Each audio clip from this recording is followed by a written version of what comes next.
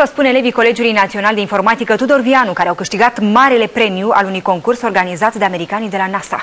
Tinerii au conceput un proiect amplu al unei stații spațiale orbitale pe placul juriului din Statele Unite ale Americii.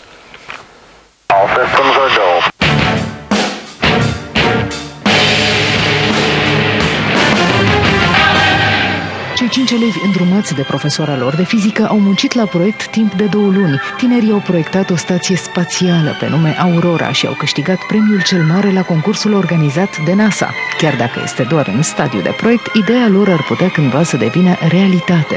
Am încercat să proiectăm o colonie spațială orbitală, o casă pentru 19.000 de persoane aflată în spațiu. Acest proiect este o șansă de a deschide lumii o nouă cale, calea în spațiu, ca și cum am găsit un nou continent. Faptul că tinerii au ieșit câștigători în fața altor echipe din întreaga lume reprezintă o bucurie enormă și pentru profesoara de fizică a elevilor. Mă bucur foarte mult pentru ei și în continuare nu cred că pot să exprim cât de mândră sunt de ei. Cei 5 elevi ai Colegiului Național de Informatică Tudor Vianu vor pleca luna viitoare la Washington pentru a participa la festivitatea de premiere.